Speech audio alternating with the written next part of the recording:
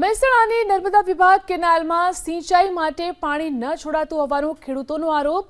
નર્મદા વિભાગના અણઘડ વહીવટના કારણે બહુચરાજી અને જોટાણા તાલુકામાંથી પસાર થતી નર્મદાની માઇનર અને સબ માઇનર કેનાલમાં પાણી છોડવામાં નથી આવ્યું, જેના કારણે જોટાણા અને બહુચરાજી તાલુકામાં સંખલપુર, ફીજડી, કાલરી, સાપાવાડા, વેણપુરા સહિતના ગામોમાં ખેડૂતો પરેશાન છે।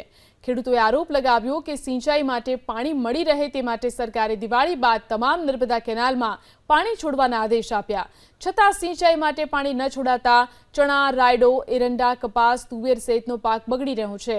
ત્યારે નર્મદા વિભાગના અધિકારીઓનું કહેવું છે કે 3-4 દિવસમાં જ પાણી છોડાશે।